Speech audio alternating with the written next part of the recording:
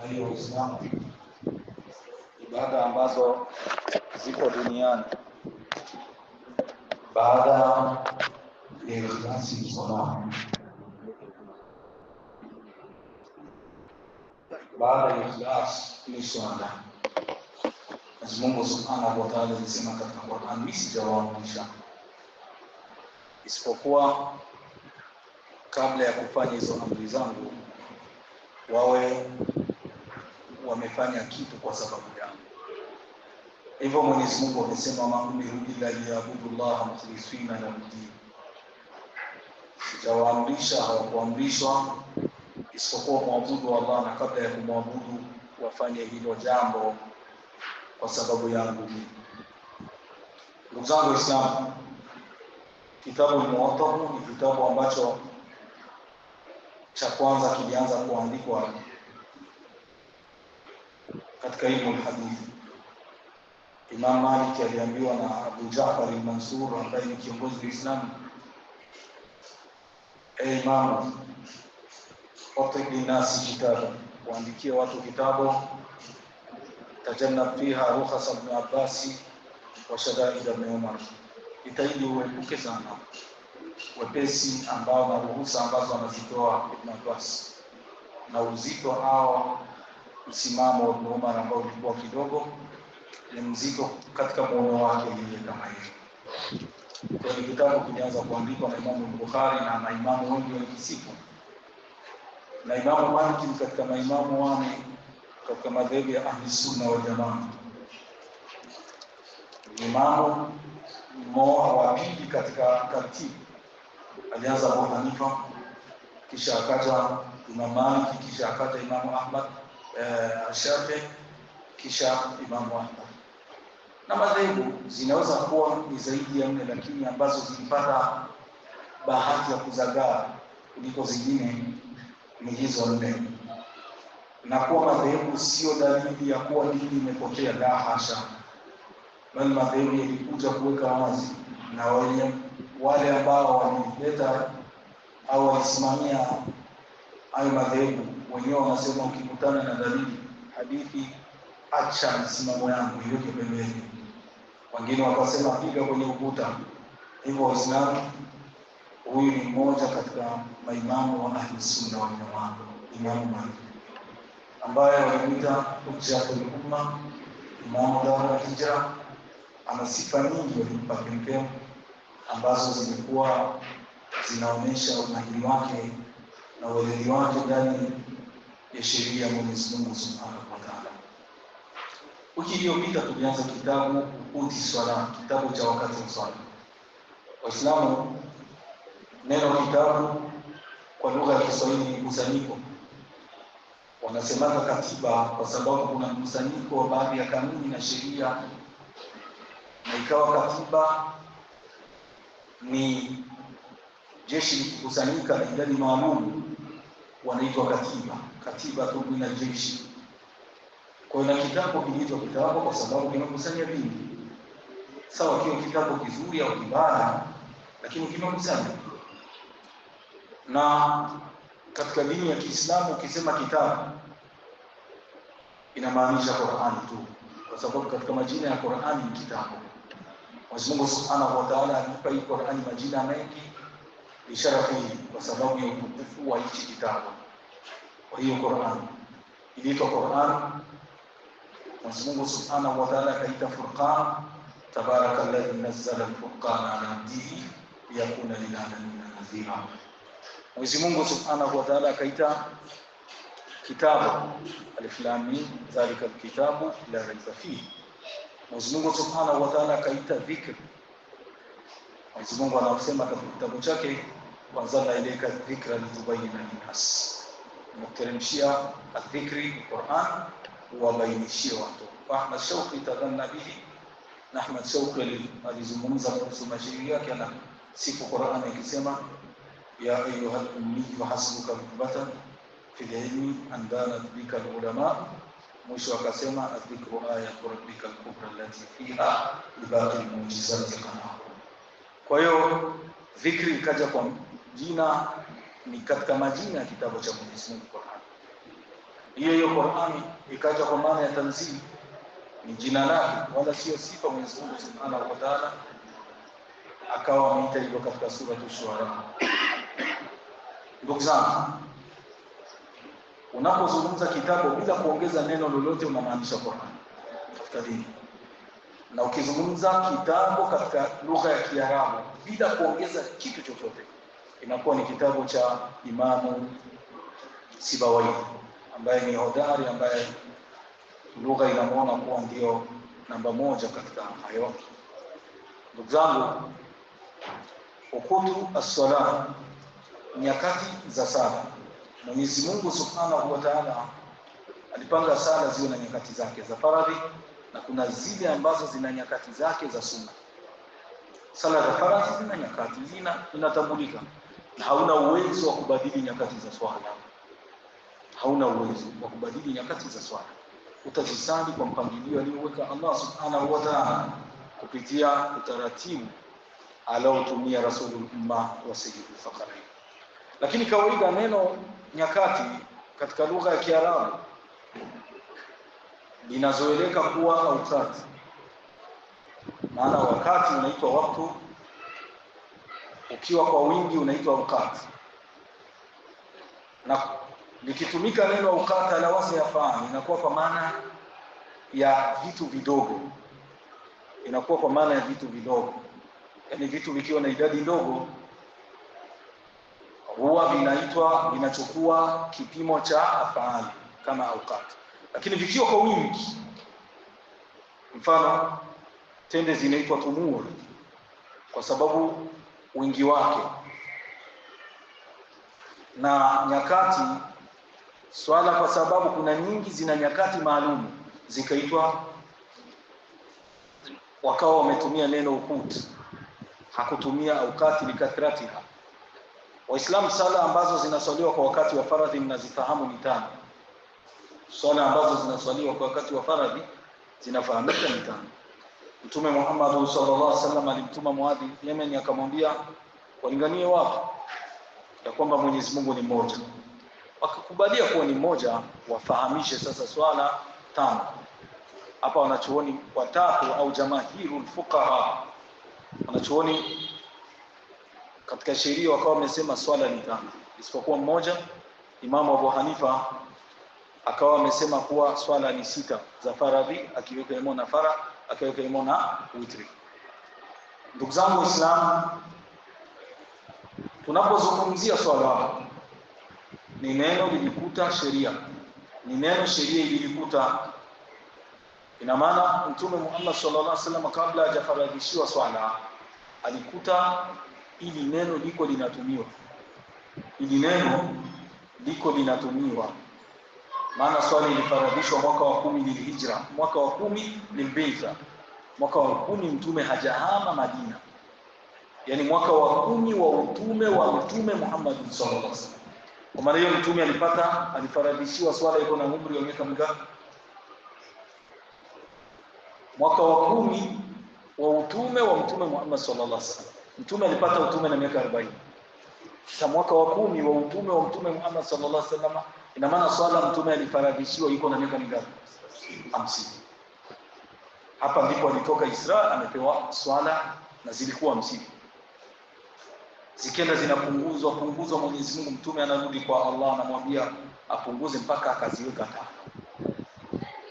Rasulullah sallallahu alaihi wasallam alikuwa aliswalisha na Jibril katika hadithi iliyoanza. Jibril ndiye alimsalisha mtume swala ya kwanza, wakana salatu dhuhri, na ilikuwa swala ya dhuhri. Kisha akamsalisha swala ya asiri, kisha ya magharibi, wa huwa imam, Jibril ndiye anaongoza. Kisha akamsalisha ya laishi, kisha akamsalisha ya alfajiri. Kwa kila swala kwa wakati wake, kama jinsi kitabu kinazungumza. Hadithi ya wiki iliyopita, Jibril alayhi salam. Na hii hususia, hichi kitu special kilimtokea mtu mmoja tu duniani, na ndio mtu bora baada ya mitume na manabii, Abu Bakr as-Siddiq. Jibril alimsalisha mtume yuko anawasalisha, Waislamu.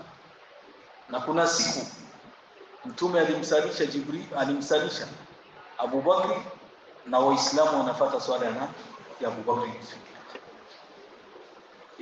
Siddiq. Ili upate kunielewa zaidi, Mtume Muhammad sallallahu alaihi wasallam alamahu al-marad, magonjwa yalimsibu, wa fi ukhrayati hayati, mwisho wa uhai wake Jibril alisalisha sala 18. Afwan, Abu Bakr Siddiq alisalisha sala 18 fi maradhi Rasulillah, katika ugonjwa wa Mtume Muhammad sallallahu alaihi wasallam. Lakini kuna siku alisalisha Mtume Muhammad sallallahu alaihi wasallam, yani Abu Bakr Siddiq alianza kuwasalisha watu. Akaja Mtume wakana qad shara fi takbir, alikuwa ameshaweka mikono juu anataka kutoa takbiratul ihram. Waislamu wakawa wanampata Abu Bakr, lakini samia hunaka aswat, zikawa sauti zinatoka kana kwamba wanaashiria Mtume anakuja. Imamu anataka kuendesha swala, lakini anasikia sauti kama kuna kuguna na sauti zina. Abu Bakr Siddiq akawa yataraja, anarudi nyuma, Mtume akamrudisha. Lakini lau kunta makana, hata ungelikuwa nafasi yake usingekubali kwenda mbele, Mtume ende nyuma. Ilishindikana, lam yote hakuweza. Mtume akaenda mbele akawaswalisha watu julubu sana. Aliwasalisha watu wamekaa. Aliwasalisha watu wamefanya nini? Amekaa. Kwa nini Abu Bakr Siddiq hakuteremka chini na ilhali Mtume aliteremka chini? Kwa sababu swala ilianza Abu Bakr waqifan, na fadhali amesimama. Na huna masala fiqhiyya shahira, na hapa ndipo panakuja masala kwenye fiqhi ambayo inatambulika. Imamu akianza swala amesimama, kisha akashindwa kuendeleza swala amesimama, fatarra an yajlis, akalazimika kukaa, atawasalisha amekaa na mnamfuata mmesimama. Fahimu? Imamu ameanza sala amekaa, na nyie mtalazimika kumpata watu julus, na nyote mmefanya hivi, mmekaa. Umeelewa hiyo masala jinsi ilivyo? Kwa hiyo masala Abu Bakr Siddiq alianza waqifu, alianza amesimama. Lau kama angekabir, yani angekabir kwa takbira ya Mtume, yani angetoa takbira baada ya takbira ya Mtume, ina maana na angefanya kubote. Mbona mnamtizama mji? So khutba ya Ijumaa ni darsa ni akhdhun wa aqam, kupeana nishana. Kama Abu Bakr Siddiq angetoa takbiratul ihram, ile takbira ya mwanzo, baada ya takbira ya Mtume Muhammad sallallahu alaihi wasallam ya mwanzo, ina maana angelazimika kufuata takbira ya Mtume. Na kama angelazimika kufuata takbira ya Mtume, ina maana angekaa. Na kama angekaa chini, na Uislamu ungefanya nini? Angekaa. Lakini kwa sababu yeye ndo alianza, Mtume akaja akawa amejiongoza swala, alilazimika kufanya nini? Abu Bakr Siddiq kubaki waqifan, kubaki amesimama, huku akifuata imamu anafanya nini? Amekaa, kisha maamuma wamesimama. Na hapa mtatazama hii picha mwileti. Jibril alimsalisha Mtume anawasalisha Waislamu, wala yarawnahu, wala hawamuoni na Jibril. Shukrani za Mungu, akikupenda anakupa vitu special katika dini. Ndio maana ukiwatazama hao watu hawakuwa chochote kabla ya wahi. Kama Abu Bakr kabla ya wahi, man Umar wa man Ali wa man Uthman dhur rahimi wa man Khalid wa man Salahuddin qabla kaman anta al-imam li ahli al-fadl kullihim. Hawakuwa kitu chochote. Hii dini ndio iliwafanya wao kitu chochote. Na hapa mjua, hakuna mtu atakuaga kitu chochote duniani kama hana dini. Kama hana dini. Acha tufahamu, kuna watu walihukumu nchi kubwa kubwa duniani. Hivi rais wa pili wa Marekani kuongoza nani? Sidhani kama kuna mtu anamkumbuka. Lakini nikikuulizeni kiongozi wa pili ndani ya Uislamu alihukumu dunia, atajulikana. Na makafiri wanamjua. So tu sisi. Yaani mtume salikufa, aliyochukua utawala na. So lazima uende shuleni yani. Utamjua tu, utake utamjua. Kwa hiyo hii ni dalili ya kuwa dini yukhalidu tarikh ar-rajul. Dini inafanyaga historia ya mtu ifanye idu. Waislamu, hizi nyakati ambazo mnaziona hazikupangwa na watu, zimepangwa na Allah subhanahu wa ta'ala kupitia Jibril, kisha mtume Muhammad sallallahu alaihi wasallam akatuelekeza. Alichokisema Jibril baada ya kuwa amemsalisha mtume Muhammad sallallahu alaihi wasallam, alisema hivyo ndivyo mtafanya. Na mtume akasema bihadha umirtu, na mimi nimeamrishwa hivyo. Waislamu, swala tutaziswali kwa wakati wake. Kuna hadithi moja mtaiona katika kitabu Nailul Awtar, inasema jamaa Rasulullah sallallahu alaihi wasallam baina salataini bighairi udhrin, alikusanya mtume swala mbili bila udhra. Hadithi ambayo Mashia wanaipenda sana. Hadithi inasema alikusanya sala mbili bila udhur, bila sababu yoyote. Lakini hiyo hadithi Imamu Shaukani alikuja kufasiri hiyo hadithi. Anasema mtume alichelewesha wakati na akaleta nyingine swala kwa wakati wake wa mwanzo, zikawa zimeambatana. Ule aliyochelewa akaona kuwa zimechangwa. Na Mwenyezi Mungu Subhanahu wa Ta'ala akijalia tutazisoma hizo hadithi, kwa sababu za kuchanga swala ni zile ambazo zinafahamika. Hadithi ya leo ni hadithi ya Urwa. Aliyopokea ni Urwa. Waislamu, miji mikubwa duniani ni Makka na Madina, ndiyo miji ambayo ni mikubwa. Kisha panafata Baitul Maqdis. Hii ni miji mikubwa. Ubora kama ubora, mnafahamu jamahir al-fuqaha wanaona kuwa Makka ni bora, japokuwa kuna nafsi za watu zinamili kuwa Madina ni bora. Waislamu, Madina ya mtume Muhammad sallallahu alaihi wasallam kulikuweko watu, na hao watu walijikusuru na kujitahidi kulinda mirathu nabii sallallahu alaihi wasallam. Mirathi ya mtume Muhammad sallallahu alaihi wasallam elimu, kwa sababu mtume alifia Madina, inafahamika, na sheria nyingi ziliteremkia Madina baada ya kuwa mtume ameshahama Makka. Alizaliwa Makka, alikaa miaka 13, akafika anatoka. Kufika Madina alikaa miaka 10, fawafatu al-mania, kifa kumchukua Rasulullah sallallahu alaihi wasallam. Kuna vitu aliviacha Madina.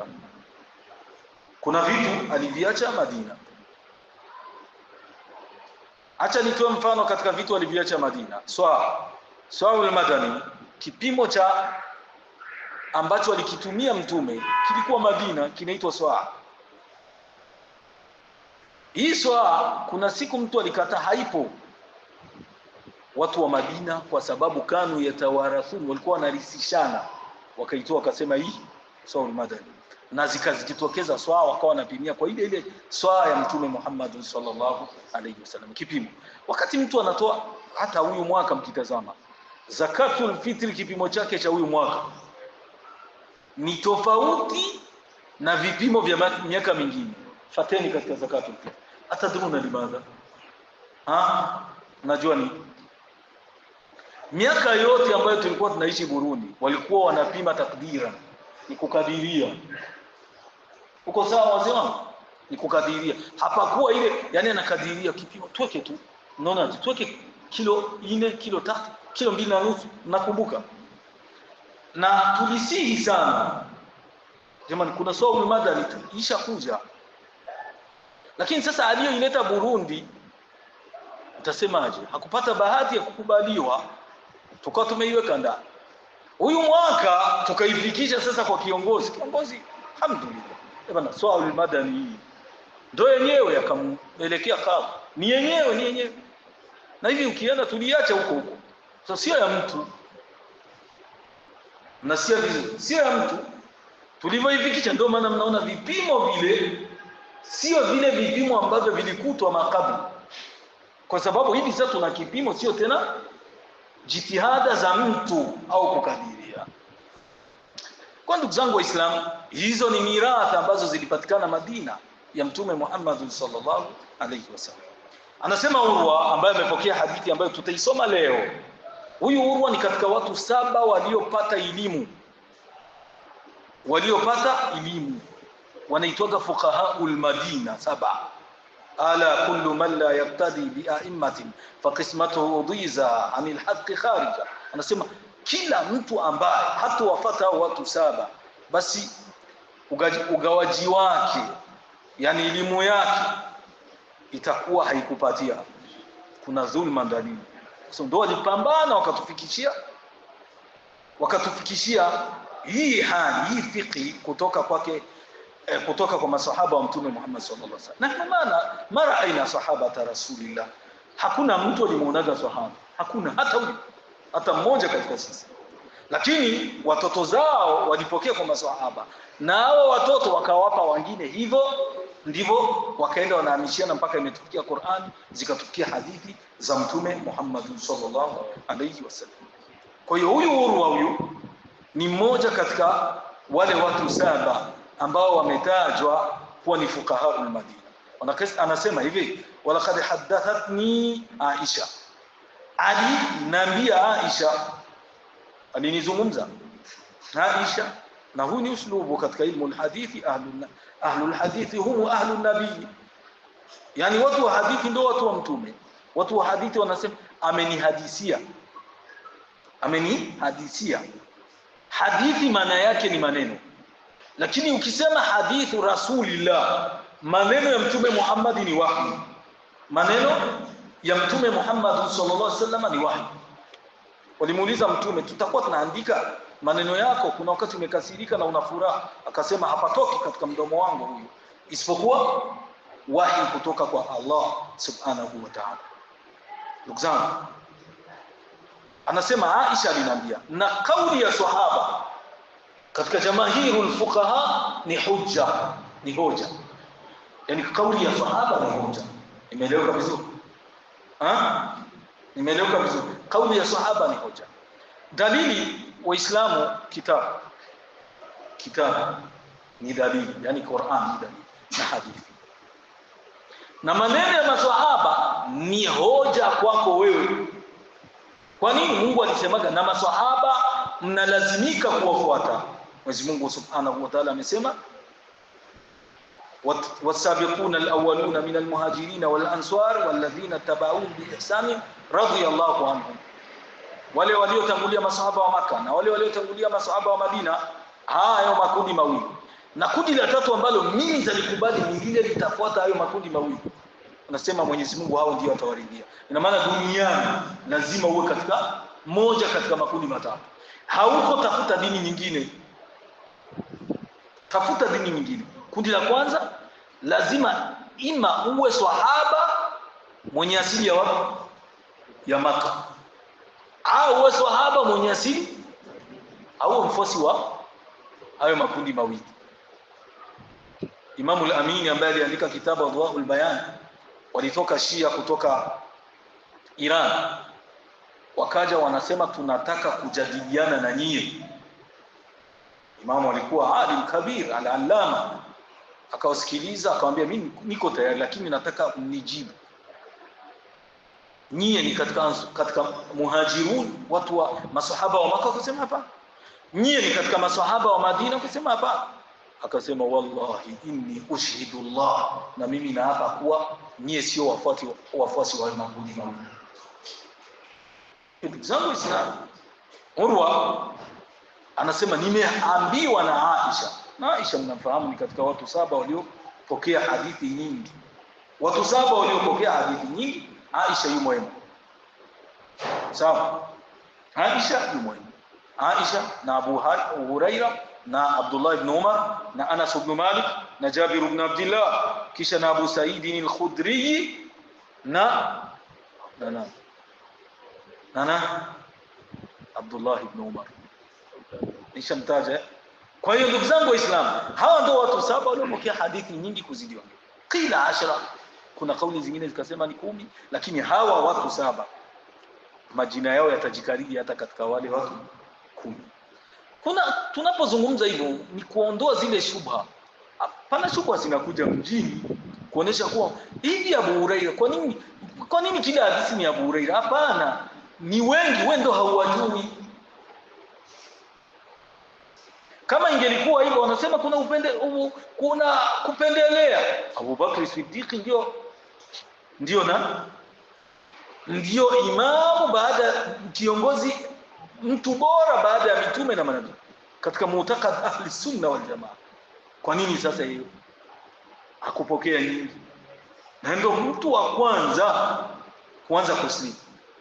Masala ni masala ya wakati wanakwenda kutafuta riziki, humkivaa ni wakubwa wa mafamilia, wanakwenda kutafuta riziki. Kuna watu ambao wanabaki na Mtume Muhammad sallallahu alaihi wasallam. Hawa ambao wanabaki wanaweza kuwa ni vijana, hawajaanza kazi na majukumu yao ni madogo. Na Abu Huraira alikuwa anaishi msikitini katika ahli sufa, mpaka ikafikia yeye mwenyewe akajitegemea. Aisha alikuwa ni mke wa Mtume. Ina maana vyenye Mtume atasema vingi atavichukua yeye, atavielewa yeye. Mfano, usiku mzima utakuwa na Mtume usiku mzima, haiwezekani. Alafu kumbukeni, Aisha pia ni mke wa pili wa Mtume Muhammad sallallahu alayhi wasallam zamana. Yani kuoa, mke wa kwanza aliolewa na Khadija, fawafatha almania, akafa Khadija. Alipoondoka mke wa pili alikuwa na alikuwa Sauda ndio aliolewa. Kisha Aisha akawa watatu. Lakini sasa waliokuwa hai, Aisha yeye alikuwa ni wangapi? Wapili na mtoto mzuri.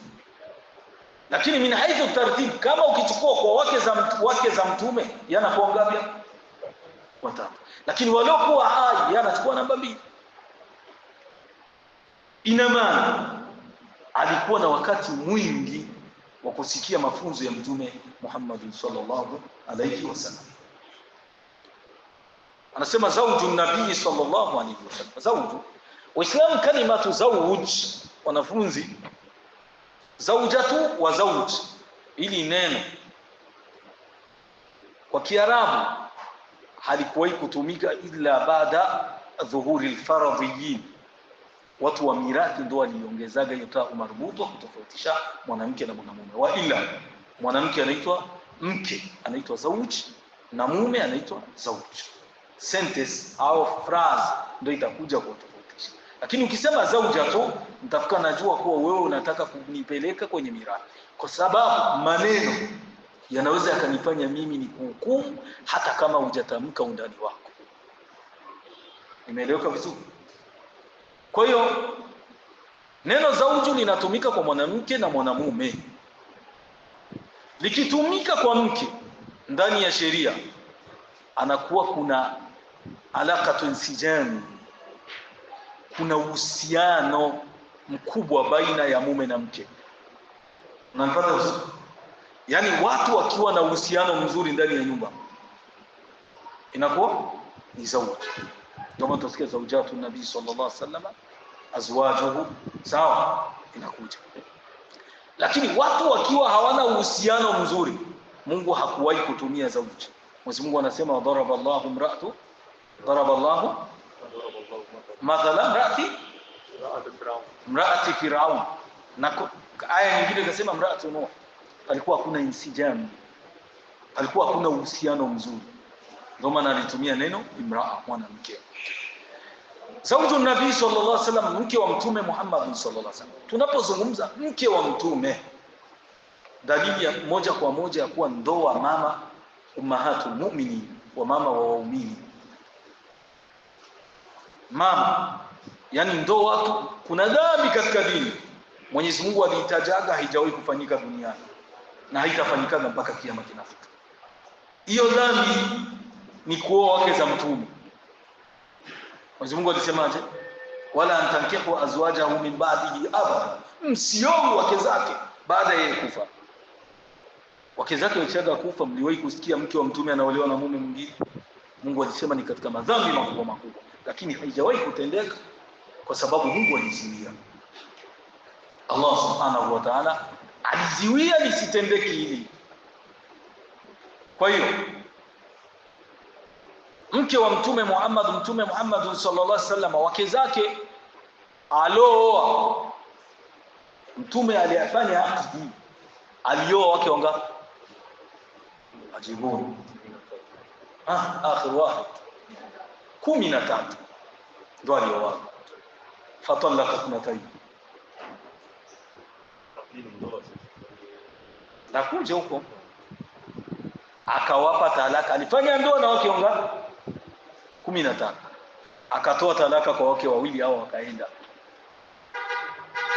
Hao walifanya nini? Waliondoka. Umoja ni Juwainia, huyu anatambulika, ametajwa katika kitabu Rahiqul Makhtum na vitabu vingi vya sira ametajwa. Juwainia, na mwingine ni Imra'atun min Bani Kalbi, na yale aliachwa na Mtume Muhammad sallallahu alayhi wasallam. Akabaki na 11. Hawa ndo zaujatun nabii sallallahu alayhi wasallam, wake za Mtume Muhammad sallallahu alayhi wasallam. Lakini hawa wake za Mtume wawili walikufa yuko hai, Khadija na Zainab ummul masakin. Huyu alikufa, Mtume akawazika.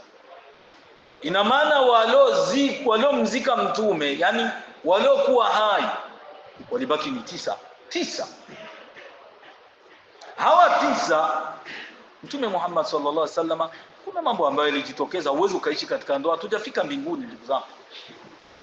Hapa duniani lazima kuna siku tutakwaruzana, ni jambo la kawaida tu. Ukisikia mtu anataka kuishi yeye ni mweupe, wewe sijui, wewe hamtampata duniani. Kuna mtu anakataa kuwa mimi nimekosa mwanamke wa kuoa, wewe unataka mwanamke kutoka mbinguni. Kaoe tu, hayo mengine utayajua huko mbele. Kuna mtu akitaka kuoa anatizama, mimi nataka mwanamke familia yake ni nzuri. Mambo gani haya? Mtume aliyoko Abu Sufyan na ndio kiongozi wa washirikina.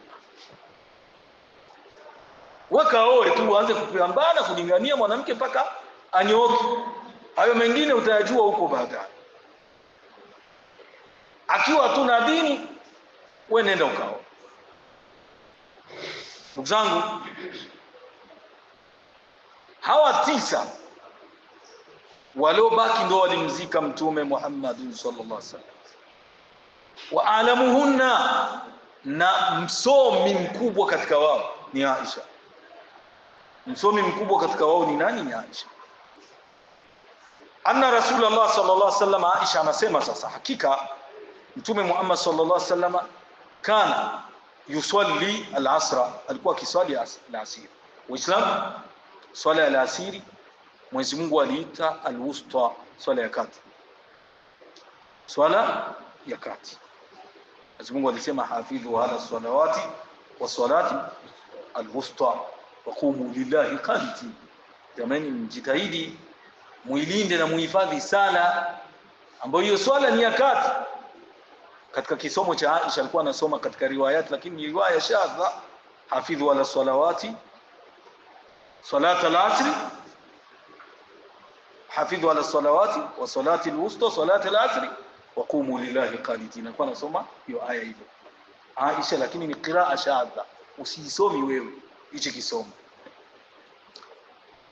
Na hicho kisomo kinapatikana katika kitabu Ulumi al-Qur'an, walitaja qiraa ya Aisha. Ndugu zangu Waislamu, la asiri ni swala ya kati. Na Mtume amesema yeyote ambaye hatoswalia la asiri msikitini, hatoswali swala la asiri, habithu amalu, matendo yake yote yanakuwa ni zero. Sasa hapa tutazama, najua Uislamu kuna watu wanajipeleka kwa Mungu wao wenyewe na kesi, walishakula, sawabu zao zimeisha. Sasa unakatalia ni kuswali swala ya alasiri. Mtume, yani maneno ya Mtume mtaona katika kitabu wakati tutafikia katika swala. Sasa tunaanza kuzigusi moja kwa moja. Haya ni maneno ya Mtume Muhammad sallallahu alaihi wasallam. Na pia mnajua kama malaika wanabadilishana katika hizo nyakati, yataakabuna fikumul malaika, wanabadilishana kwenye swala ya alasiri. Kwa hiyo kana yusali al-asra, alikuwa anaswali swala ya alasiri.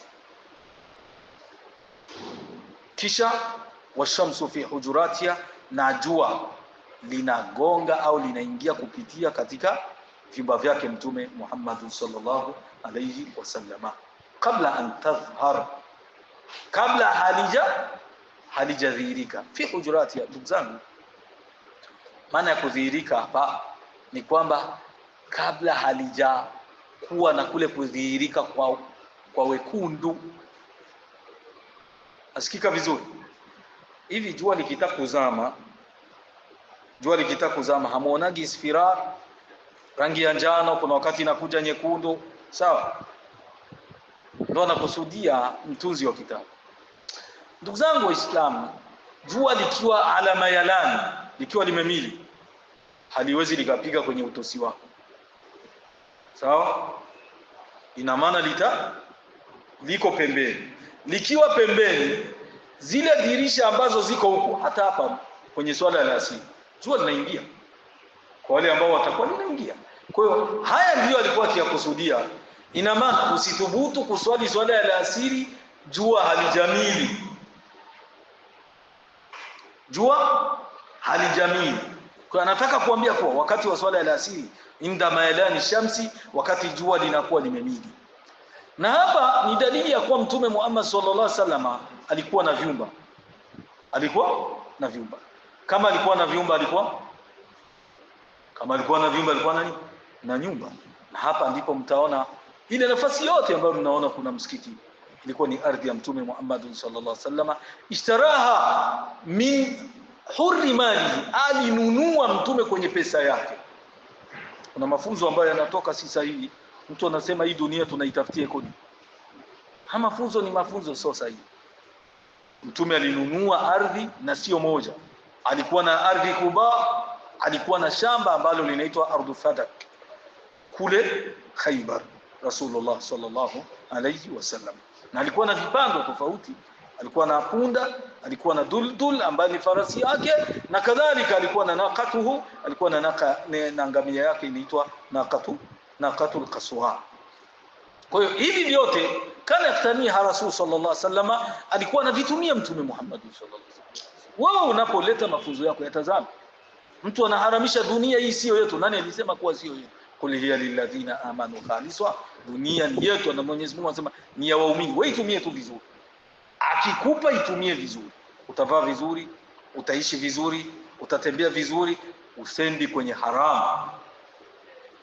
haramu. Kwa ndugu zangu Waislamu, hii ni istinbat au ni faida tunapata kwa kauli ya Aisha inasema jua lilikuwa likipita katika vyumba vyake Mtume Muhammad sallallahu alayhi wasallama, bitaibata rasmun linnabii wa mahadu munirun wa qatafu rusumu wa tamadu biha hujuratun kana yanzil wastaha min Allah nurun yustada wa yuqadu. Anasema ukienda Madina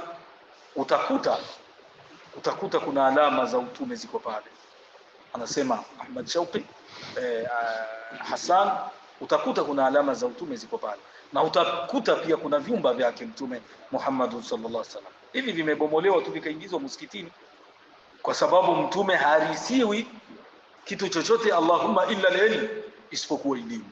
Kwa Mtume alikuwa na vyumba, Mtume alikuwa na ardhi, Mtume alikuwa na vipando, Mtume alikuwa na vitu ambavyo anatumia, lakini wallah hakuwahi kuvitumia katika kinyume na dini ya Mwenyezi Mungu subhanahu wa ta'ala. Alikuwa anavitumia sambamba na jinsi sheria ya Mwenyezi Mungu subhanahu wa ta'ala inataka atende. Kwa ndugu zangu Waislamu, hii ndio hadithi ambayo tumesoma leo ya Urwa, nilipokea kwa Aisha. Lakini tu ningependa kukumbusheni, mkumbuke sahaba anapozungumza, sahaba anapotenda, ni dalili katika dini, ni hoja katika dini. Ndio maana kuna vitu ambavyo ukitafuta dalili zake mtu anakuja anakuambia nipe aya. Dini ya Kiislamu haikujengekea kwenye Qur'ani tu, ilijengeka kwenye vitu: moja, Qur'an; mbili, hadithi za Mtume Muhammad sallallahu alaihi wasallam. Kisha hivyo vitu viwili vikatutaka, jamani, kuna vitu ambavyo lazima mfate. Ndio maswahaba wa Mtume Muhammad sallallahu alaihi wasallam na wale waliotangulia katika kurunu mufaddala, katika karne zilizokuwa bora. Karne zilizokuwa bora thalathai zilitajwa kuwa mbili, wengine wakasema ni tatu, na karne ni miaka 100. Karne ni miaka 100. Wallahu ta'ala alam. Naktafi bihadha wa nujibu ala asilatikum. Tutosheke na haya na tujibu kama kuna maswali tuulize, na kama hakuna tutazame kama tunaweza tukasoma hadithi ya pili, lakini la tunna anna alwaqt yas'a. Sidhani kwa wakati unaweza ukaturuhusu. Naam. Au almuadhin, naona muadhin anataka kuja kuadhini. Adhini ya muadhin. Naam.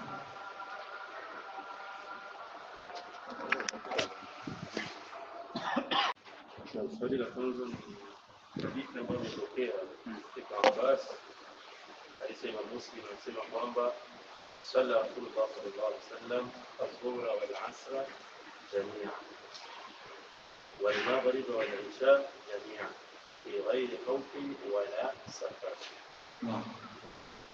وقال الجيد سألت ابن عباس لما فعل ذلك؟ قال كي لا يحترج أمه. Naam. Mtume Muhammad sallallahu alaihi wasallam katika tafsiri za hadithi kabla ya kauli ya Shawkani walisema hakukariri hayo mambo mara nyingi, aliyafanya marratain au thalatha, hakukariri. Kwa hiyo kitu ambacho hakukariri mara nyingi hauwezi ukakichukulia kile cha dawamu kidogo, kama jinsi wanavyofanya Shia. Alikifanya mara moja, mara ngapi? Rasulullah sallallahu alaihi wasallam alipotoa khutba akasoma suratul Kahf, hakukariri mara nyingi. Kwa hiyo na sisi kufanya hamna shida. Ikitokea siku moja khatibu hakusema kitu chochote katika khutba akasoma suratul Kahf, hakuna shida. Lakini usije ukasoma leo, kesho kutwa mwezi, watakutoa kwenye mimbari na watakuwa na haki, na kwa sababu utakuwa umeanzisha kitu ziada ala dalili, umezidisha katika dalili, ina maana wewe unafahamu zidi ya Mtume Muhammad wa hashaka, na hichi kitu haiwezekani kitendeke. Mtume Muhammad sallallahu alaihi wasallam aliyosali swala ya magharibi akasoma suratul Araf yote. Kawaida sala ya magharibi mnajua alikuwa akisoma, anasoma minan nasi ila duha, ndio ilikuwa utaratibu. Kama watu wangedumisha hii sunna ni vizuri zaidi. Swala ya magharibi kuanzia suratul nas mpaka duha, haya ndio alikuwa anafanya Mtume Muhammad sallallahu. Lakini kuna siku alisoma suratul Araf yote. Ibn Uthaymeen rahmatullahi alayhi, tazameni ulama rabbani, wakati alitaka na yeye aifanye hii sunna basi mara moja asitoki duniani hajaifa, akawaambia watu, jamaa, kesho tutafanya hii sunna ili tusitoki duniani hatujaifanya, na si hivi tutasoma suratul Araf, tuko vizuri. Akawaambia watu, kama ingelikuwa kwetu hapa wote wangekimbia, lakini gari zenye zilikuja barabara, serikali inatizama kuna nini, kumbe watu wanataka na wao waipige, hata kwa sababu sio kitu cha kudumu. Sasa na wao sisi ukasikia hiyo hadithi Mtume aliyozalisha watu kwa suratul Araf, ukaja ukaipiga hapa kila siku, wewe msikiti utakosa watu. Unasikia vizuri? Kuna vitu Mtume alivifanya mara ni sunna, lakini sio kwa wingi, na wewe itumie kwa mara ambayo alifanya Mtume Muhammad sallallahu alaihi wasallam. Mtume Muhammad sallallahu alaihi wasallam kuna sunna ambazo alizifanya kwa sababu fulani. Aliwahi kusalia laidi msikitini Rasulullah sallallahu alaihi wasallam, lakini limadha kwa mvua akasali. Wewe sasa ukitaka watu wakakasirikie, wakataze msendi kusali msikitini, mfano markazi wanasalia msikitini, sunna wanasalia msikitini, hivi nasikia na Buiza walianzisha na Buiza walianzisha wako hii hali. Mwenyezi Mungu Subhanahu wa Ta'ala mpe taufiki mufti aiondoe. Asili ya laidi sio hizi nizisha kwa nyingi, laidi msadia uwanjani tena Buyenzi tuko ngapi? Ziko nyingi Buyenzi. Sasa ile sharia ule usheria wa zile laidi umeenda unakosekana. Sasa ukimuuliza mtu kwa nini wewe unafanyisha laidi, au unaona watu ni wengi, watu walikutoka ni wengi, watu walikutwa ni wengi, kwa nini wewe una Ijumaa zimekuwa nyingi? Karti ya kwanza ile Ijumaa nyingi mnaijua ni Kanyosha, alafu ambao wanasali watu wanane, nendeni mtaona watu wanane ni mtihani. Alafu la ajabu wale wa kule hawasalishi kule, yani mimi sikutapataga uwezo, watabakia huko, yani kila mtu asalishe kwenye karti yake. Mimi ni Wakanyosha, msidhani kama niko huko, mimi ni Wakanyosha, nimejipata tu kimvuli, lakini asili ni kule. Unatizama Ijumaa hivi, msikiti mkubwa ulikuwa Kanyosha, msikiti mkubwa ni msikiti wa Sakabe, niliuongoza muda mrefu sana, walilahi. Unatizama Ijumaa hivi nani ambaye alikuwa anaruhusu watu wafungue Ijumaa? Kwambia Saudia misikiti ni mingi ya Ijumaa ndio, lakini inaeleza sharia kuna idadi ambayo ni lazima ienee hiyo funguo. Saudia kila msikiti itajaa. Kanyosha haiwezekani. Ni misikiti mingapi unakuta uko nasali watu 9. Watu 9. Tena bila afya, hao 9 ukiwapata mshukuru Mungu kwa sababu kuenea kwake wanaenea huko, unamswalia Mtume Muhammad sallallahu alaihi wasallam. Unapata vizuri. Lakini sasa tizama haya yote tukiyasema watu wanaona ule jamani mkorofi. Lakini tutasemaga tu. Haya yote ukitazama watu wanafungua hivi vitu limaswalihi muhum, kwa mambo yao. Waislamu kila mtu ataulizwa. Msifikiri kuongoza msikiti ni vyepesi. Kila mtu ataulizwa. Sharia za Ijumaa zimekuwa nyingi mpaka unatizama. Zikawa nyingi na makhatibu wakawa wengi, ladha ya Ijumaa ikapotea. Mtu anasema vitu unamtizama, ni hatari. Mende zikageuka dhahabu, mende zitageuka dhahabu kabisa. Lakini tizama wakati wa Mtume ni Ijumaa zilikuwa ni 3 tu. Na ya 3 kusema iruhusu. Walikuwa wanakuja wanamuomba ruhusa Mtume, tunatoka mbali. Maana mara ya kwanza mnakumbuka kuna hadithi ya laidi yoyote alirakhis, ruhusa ilitolewa kwa mtu ambaye atasali laidi ikiangukia siku ya Ijumaa, asije akasali Ijumaa. Kwa nini? Akiswali laidi, akirudi nyumbani, kurudi huku ni mbali, kusema afikaje msikiti atakuta umeshaiswali. Ndio wa inna la mujammin. Sisi tutakusanya zote mbili, watu wa mjini, lakini wale ambao walikuwa wanatoka vijijini anakuja kuswali Ijumaa aliwapa ruhusa. Hii ni dalili ya kuwa walikuwa wanatoka mbali kuja kuswali. Ndio Mtume akaruhusu Ijumaa ya 3.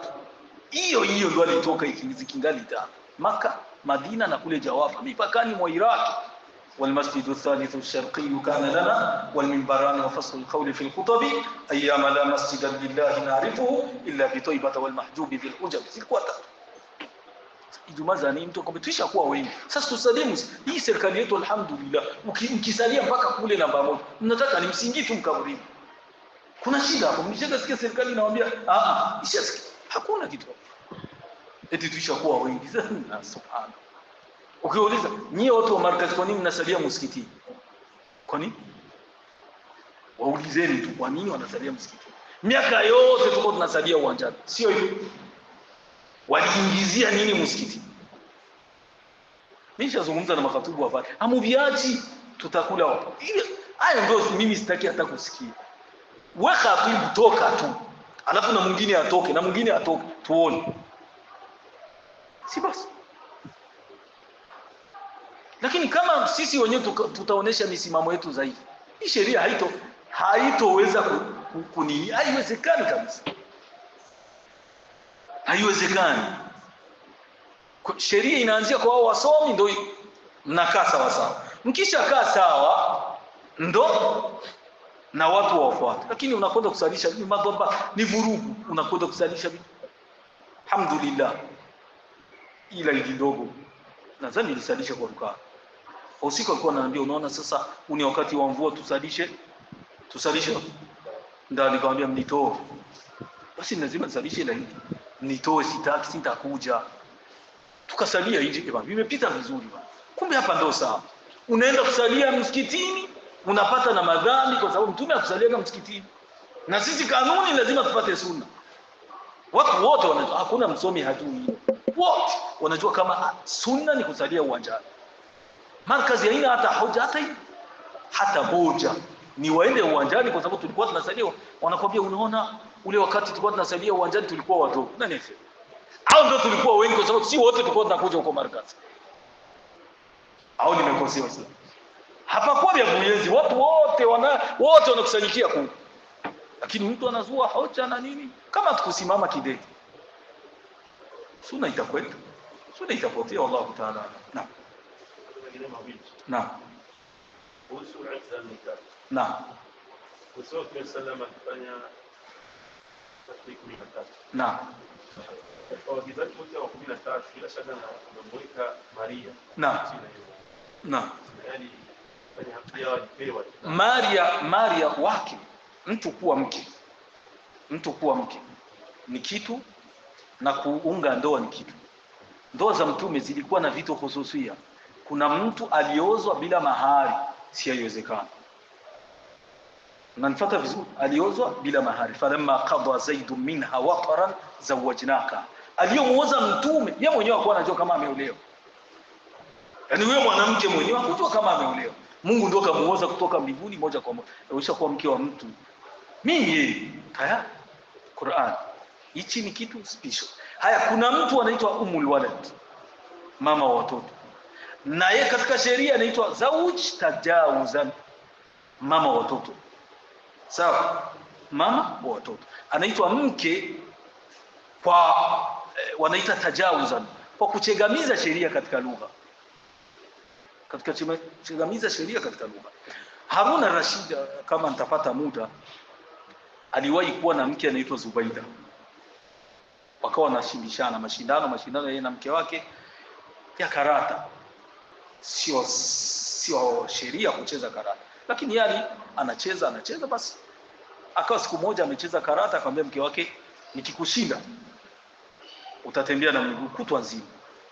Akamshinda akatembea na miguu kutwa nzima. Kitu ambacho kilimfanya yule mwanamke akasirika.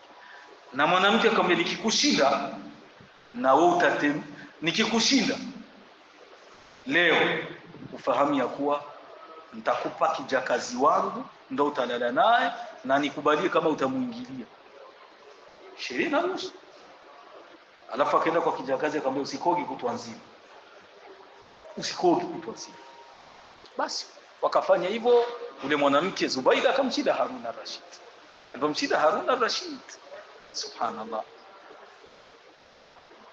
mfalme alimpa kila kitu ule mwanamke, mke wake, nisaidie, unaona mimi nitakupa pesa, akamwambia utaenda kulala kule.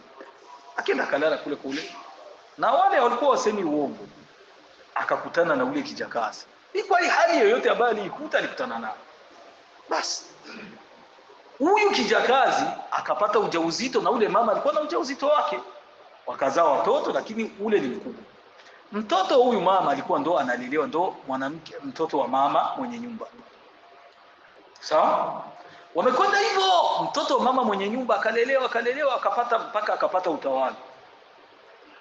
Lakini mtawala mwenyewe, unajua upate utawala unaupewa tu na ule ambao ulitafuta ni tofauti. Ule alikuwa amiri jeshi, ule mtoto wa ule aliyokuwa kijakazi alikuwa amiri jeshi. Alikuwa kamanda, alikuwa chef d'état major wa dola ya Kiislamu kwa ule wakati. Kwa hiyo alikuwa jeshi. Basi ikabidi huyu kiongozi anachezea, yani mara pako fujo, mara watu yani serikali ikayumba kweli kweli. Watu wakamwambia sasa unangoja nini? Akamchukua mdogo wake akamuua. Siasa hapa nazungumzia siasa. Alimuua, kanuni ya siasa wanasema taghadau kabla yatayashak, mle mchana kabla hajakula usiku. Alipomuua mama ule kijakazi alikufaga mapema sana baada ya kumzaa ule kijana wake. Mama waliouliwa, yani ndo mwenye nyumba Zubaida, akajua kuwa, lakini kumbukeni ni mke wa mfalme na mfalme ishakufa, anapewa ile heshima yake na anaishi kwenye ikulu ya mume wake. Siku moja akakutana na kiongozi, ili kiongozi sasa ni ule chef d'état major. anaitwa Ma'mun.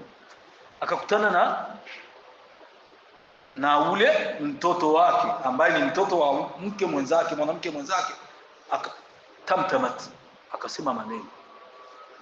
Akamwambia, mama, umesema nini? Akamwambia, hapana, sisemi kitu. Akamwambia, wallahi utaniambia. Umesema astahlifuka billah, utaniambia umesema nini? Akamwambia, hivi nikikwambia atakuridhisha? Akamwambia, naambia. Bwana, acha bana kupekua mambo.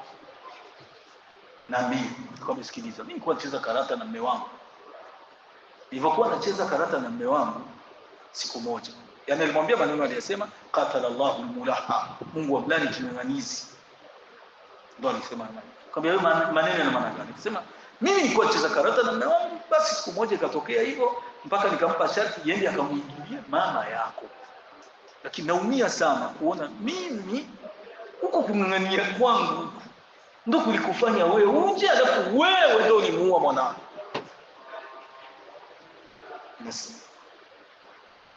Kama isingelikuwa mimi, ule asingelikuwa mke wa mume wangu. Unasikia nani?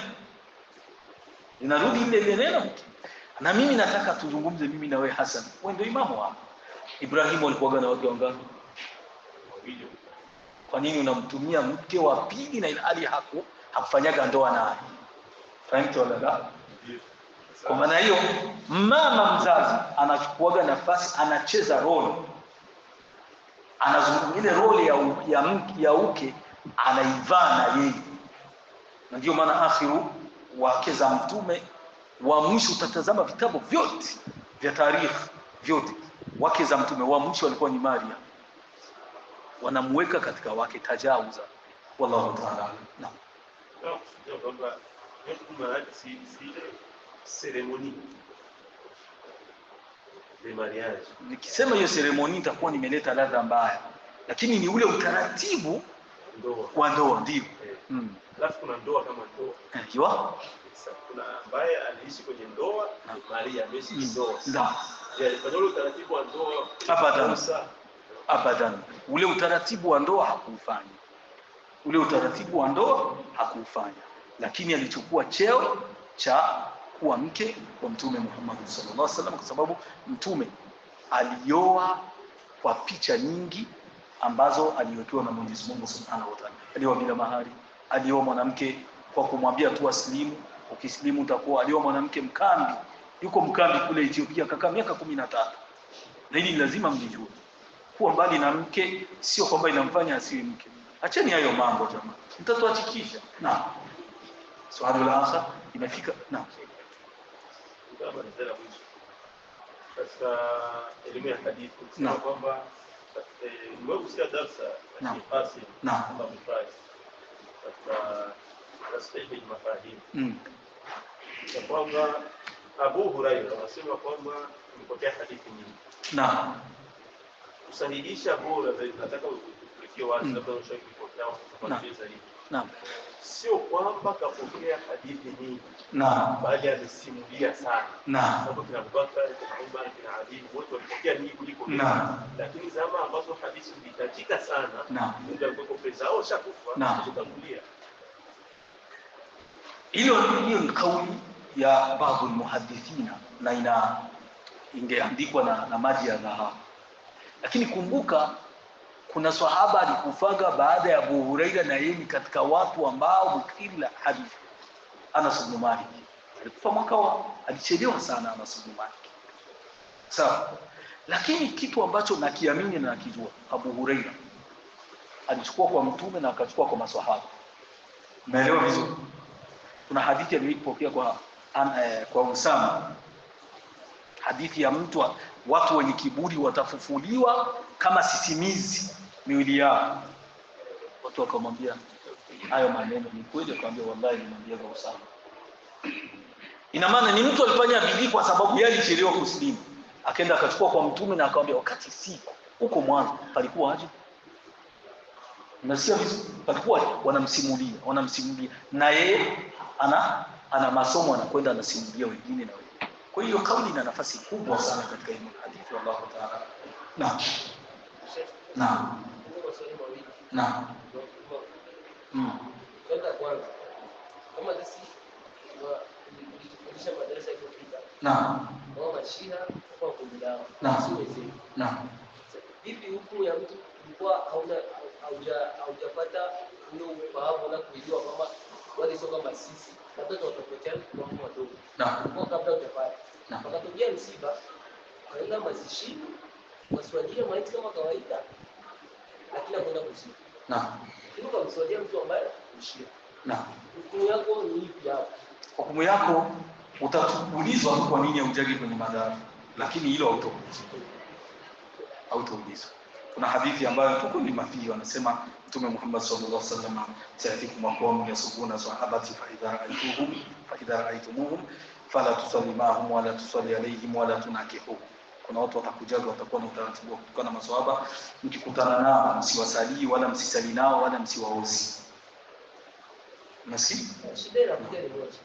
Hapo pako watu ambao tunasema ni wazee. Naam. Lakini unaonesha kama ni big deal, unaonesha kama ni kitu kikubwa kwenda kuswali. Hayo wanakwambia unaweza kwenda kuswali lakini usiingize jeneza. Khudhi ya akhi. Alhaqu haitazami usichukuage haki kwangu wala kwa mtu fulani wala. Ichukue sawa na kitabu cha Mungu na sunna za Mtume zinapozungumza. Soma kitabu vya Mashia kama mnataka. Kitabu vya Mashia, niko na kitabu Usulul Kafi, niko na Biharul Anwar. Ni vitabu ambavyo vinigharimu pesa kuviingiza mpaka mwingi. Ukitizama utagundua sisi tunaanza kutofautia. Pakitokea kundi ambalo lina nguzo zake, ni tofauti na sisi moja kwa moja. Lakini wanataka kusema kuwa ni madhehebu.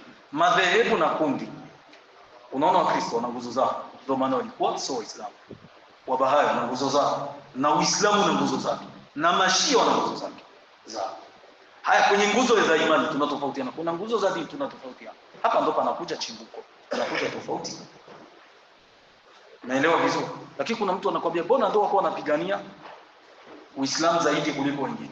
Ndugu zangu, fateni historia. Historia ilibadilishwa. Kwa hakika historia ulikwenda ukabadilishwa sana. Sana. Mnaona Gaza kisi tunaikosa jia kitu ambacho mnaona kama ni mimi sitaki unaambie sijui mfalme wa Saudia sijui nani. Wale ni wanasiasa wataulizwa makubwa yao. Lakini ili mwa mnafikiria kitu acha nisingie kwenye siasa. Lakini kumbukeni toka Mtume anakuja mpaka anatoka dunia mpaka leo alofungua ule msikiti ni Umar ibn Khattab. Msuni Abu Ayyub nani Salahuddin al-Ayyubi ni msuni, mnataka iweje? Sasa hivi ndio tumekosa vyote kabisa. Hakuna Gaza, hakuna tena watu. Hakuna tena watu. Alafu mnaingia kwenye negotiation ya nini? Hivi sasa wanataka wazungumze. Wazungumze acha. Sisitisheni vita na sisi tutatoa mateka. Baada ya watu zaidi ya 20,000 30 waishakufa. Hivi Waislamu mnafuataga, mimi sielewi kuna tatizo lipi? Kitu ambacho huyo Muisraeli ndio kakianzisha. Unajua Hamas tunaisikia.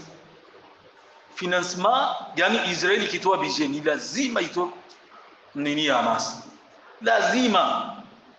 Mwanzilishi wa jamani, Hamas makao makuu yake, ofisi zake ziko Qatar. Mnasikia vizuri? Na pesa yake kubwa, makonti makubwa yako Qatar. Qatar ni mtoto wa Marekani. Na Marekani ndio anapeleka nini za Israeli. Hivi mtaelewa? Mimi sisi tutasemaga mpaka leo. Yaani wewe unaona tu watu wako wanapigania, mtu anakwenda kushika watu 200, tunakufa 30,000. Kweli kabisa. Tumekosa na ardhi imepotea. Hivi hakuna nyumba. Hakuna tena nyumba. Lakini mtu anakuambia jihad jamani.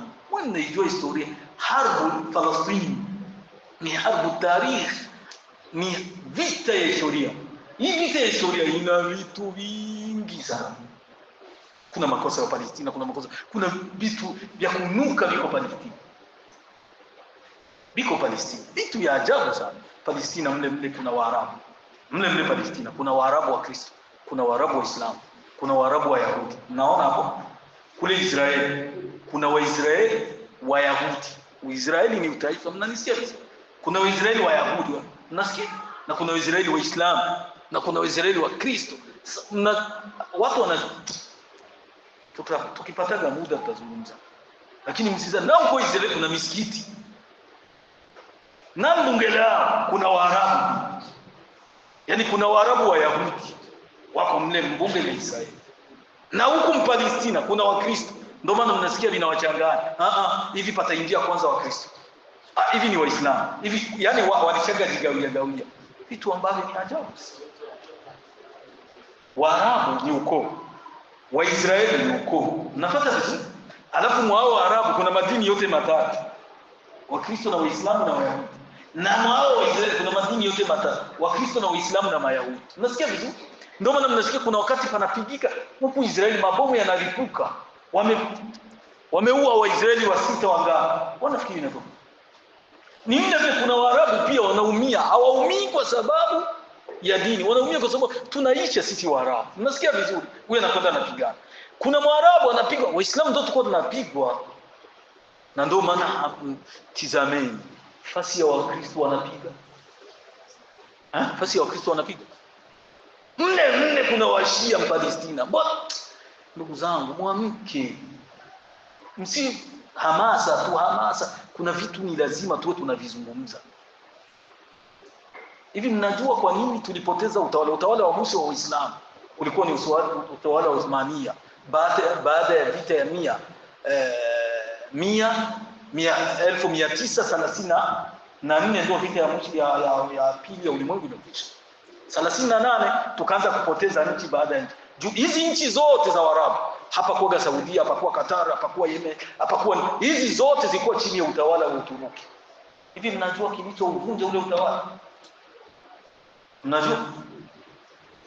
Wabatinia ni Washia, walikuwa hemo wanani, walikwenda ukavunja mpaka ukaisha, ikawa ni uinchi, kila kamoja kanajitegemea na hakuna kenye kanaweza kakasema. Zamani ilikuwa msomi mmoja, imamu mmoja anasema Uislamu tuamke, tunaamka. Uingereza ikaanza kuleta wajifu na nini, wakatoka kule Yahudu Ahbas, Yahudu Donama kutoka Russia, Yahudu Ahbas kutoka Ethiopia, wanaanza kuwaleta. Walitoka Wayahudi wengi sana wakaja. Walipokuja walianza nini? Kampeni ya kuanza kununua ardhi. Na hapa ningependa kusema kitu kimoja. Rais wa Burundi angelikuwa ni Muislamu, ningesema Mungu amuhifadhi.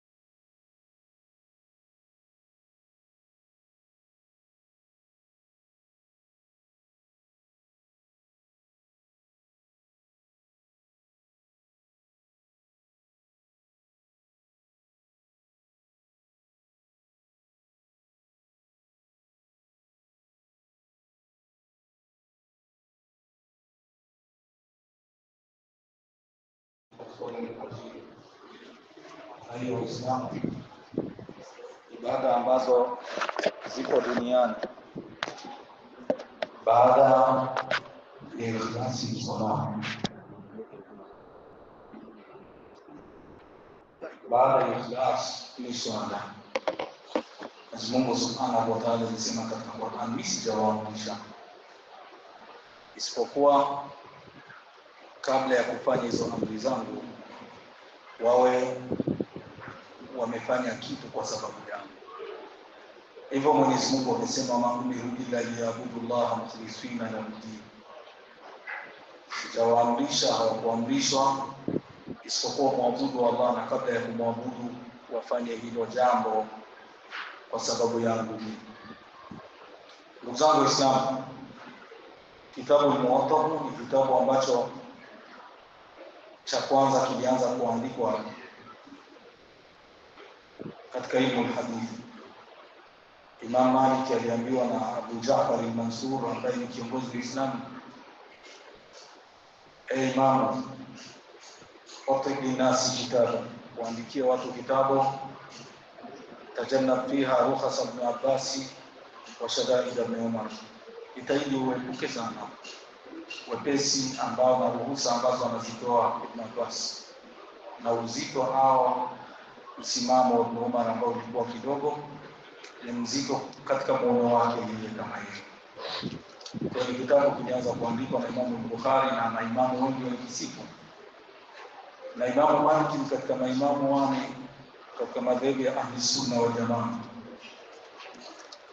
Imamu mmoja wa pili katika taratibu. Alianza Abu Hanifa, kisha akaja Imam Malik, kisha akaja Imam Ahmad Shafi'i, kisha Imam Ahmad. Na madhehebu zinaweza kuwa ni zaidi ya 4, lakini ambazo zilipata bahati ya kuzagaa kuliko zingine ni hizo 4. Na kuwa madhehebu sio dalili ya kuwa dini imepotea, la hasha, bali madhehebu yalikuja kuweka wazi, na wale ambao walileta au walisimamia hayo madhehebu wenyewe wanasema, ukikutana na dalili hadithi, acha msimamo yangu iweke pembeni. Wengine wakasema piga kwenye ukuta. Hivyo Waislamu, huyu ni mmoja katika maimamu wa Ahli Sunna wal Jamaa, Imam Malik, ambaye walimuita hujjatul umma, Imam Darul Hijra. Ana sifa nyingi walimpa kemkem ambazo zilikuwa zinaonyesha umahiri wake na ueledi wake ndani ya sheria ya Mwenyezi Mungu Subhanahu wa Ta'ala. Wiki iliyopita tulianza kitabu Uti Swala, kitabu cha wakati wa swala. Waislamu, neno kitabu kwa lugha ya Kiswahili ni mkusanyiko. Wanasema katiba kwa sababu kuna mkusanyiko wa baadhi ya kanuni na sheria, na ikawa katiba ni jeshi likikusanyika na idadi maalum wanaitwa katiba. Katiba tu na jeshi. Kwa hiyo kitabu kinaitwa kitabu kwa sababu kimekusanya vingi. Sawa, kile kitabu kizuri au kibaya, lakini kimekusanya. Na katika dini ya Kiislamu ukisema kitabu inamaanisha Qur'ani tu, kwa sababu katika majina ya Qur'ani ni kitabu. Mwenyezi Mungu Subhanahu wa Ta'ala alipa hii Qur'ani majina mengi ishara hii kwa sababu ya utukufu wa hichi kitabu. Kwa hiyo Qur'an inaitwa Qur'an. Mwenyezi Mungu Subhanahu wa Ta'ala kaita Furqan, tabarakalladhi nazzala al-furqana ala abdihi liyakuna lil'alamin nadhira. Mwenyezi Mungu Subhanahu wa Ta'ala kaita kitabu, alif lam mim, dhalika al-kitabu la raiba fihi. Mwenyezi Mungu Subhanahu wa Ta'ala kaita dhikr. Mwenyezi Mungu anasema katika kitabu chake, wanzalna ilayka dhikra litubayyana lin-nas.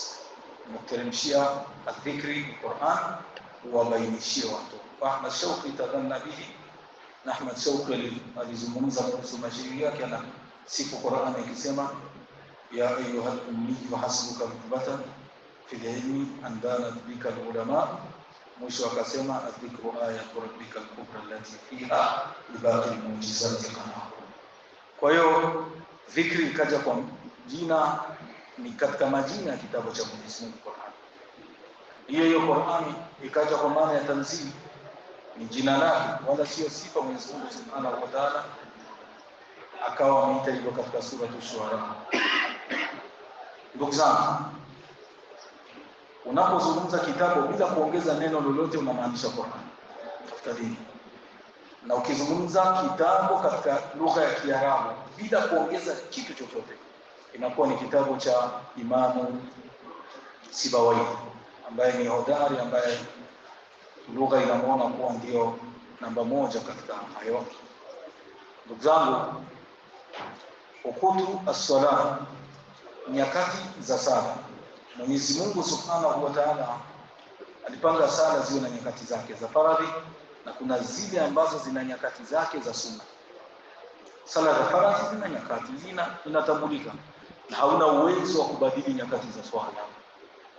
Hauna uwezo wa kubadili nyakati za swala. Utazisali kwa mpangilio alioweka Allah Subhanahu wa Ta'ala kupitia utaratibu aliotumia Rasulul Umma wa Sayyidul Faqarain. Lakini kawaida neno nyakati katika lugha ya Kiarabu linazoeleka kuwa wakati.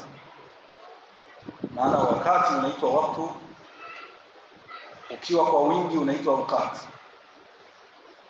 Na likitumika neno wakati ala wasi ya fahamu inakuwa kwa maana ya vitu vidogo. Inakuwa kwa maana ya vitu vidogo. Yaani vitu vikiwa na idadi ndogo huwa vinachukua kipimo cha afali kama wakati. Lakini vikiwa kwa wingi, mfano tende zinaitwa tumur kwa sababu wingi wake, na nyakati swala kwa sababu kuna nyingi zina nyakati maalum zikaitwa, wakawa wametumia neno ukut, hakutumia wakati likathiratiha. Waislamu sala ambazo zinaswaliwa kwa wakati wa faradhi mnazifahamu ni tano. Swala ambazo zinaswaliwa kwa wakati wa faradhi zinafahamika ni tano. Mtume Muhammad sallallahu alaihi wasallam alimtuma Muadhi Yemen, akamwambia walinganie watu ya kwamba Mwenyezi Mungu ni mmoja. Wakakubalia kuwa ni mmoja, wafahamishe sasa swala tano. Hapa wanachuoni watatu au jamaahirul fuqaha, wanachuoni katika sheria wakawa wamesema swala ni tano, isipokuwa mmoja, Imamu Abu Hanifa akawa amesema kuwa swala ni sita za faradhi, akiweka imo na fara, akiweka imo na witri. Ndugu zangu Waislamu, tunapozungumzia swala ni neno lilikuta sheria, ni neno sheria ilikuta. Ina maana Mtume Muhammad sallallahu alaihi wasallam kabla hajafaradhishiwa swala alikuta ili neno liko linatumiwa, ili neno liko linatumiwa. Maana swala ilifaradhishwa mwaka wa 10 lilhijra, mwaka wa 10 lilbitha, mwaka wa 10 mtume hajahama Madina, yani mwaka wa 10 wa utume wa Mtume Muhammad sallallahu alaihi wasallam. Kwa maana hiyo mtume alifaradhishiwa swala iko na umri wa miaka mingapi? Mwaka wa 10 wa utume wa Mtume Muhammad sallallahu alaihi wasallam. Mtume alipata utume na miaka 40. Sasa mwaka wa 10 wa utume wa Mtume Muhammad sallallahu alaihi wasallam, ina maana swala mtume alifaradhishiwa yuko na miaka mingapi? 50. Hapa ndipo alitoka Isra, amepewa swala na zilikuwa 50. Zikienda zinapunguzwa Mwenyezi Mungu, mtume anarudi kwa Allah, anamwambia apunguze mpaka akaziweka 5. Rasulullah sallallahu alaihi wasallam alikuwa aliswalisha na Jibril katika hadithi iliyoanza. Jibril alimsalisha mtume swala ya kwanza, wakana salatu dhuhri, na ilikuwa swala ya dhuhri. Kisha akamsalisha swala ya alasiri, kisha ya magharibi, wa huwa imam, Jibril ndio anaongoza. Kisha akamsalisha ya laishi, kisha akamsalisha ya alfajiri. Kwa kila swala kwa wakati wake, kama jinsi kitabu kinazungumza. Hadithi ya wiki iliyopita, Jibril alayhi salam. Na hii hususia, hichi kitu special kilimtokea mtu mmoja tu duniani, na ndio mtu bora baada ya mitume na manabii, Abu Bakr as-Siddiq. Jibril alimsalisha mtume yuko anawasalisha, Waislamu. Na kuna siku Mtume alimsalisha alimsalisha Abu Bakr na Waislamu wanafuata swala ya Abu Bakr Siddiq. Ili upate kunielewa zaidi, Mtume Muhammad sallallahu alaihi wasallam alamahu al-marad, magonjwa alimsibu wa fi ukhrayati hayati, mwisho wa uhai wake. Jibril alisalisha sala 18. Afwan, Abu Bakr Siddiq alisalisha sala 18 fi maradhi Rasulillah, katika ugonjwa wa Mtume Muhammad sallallahu alaihi wasallam. Lakini kuna siku alisalisha Mtume Muhammad sallallahu alaihi wasallam, yani Abu Bakr Siddiq alianza kuwasalisha watu.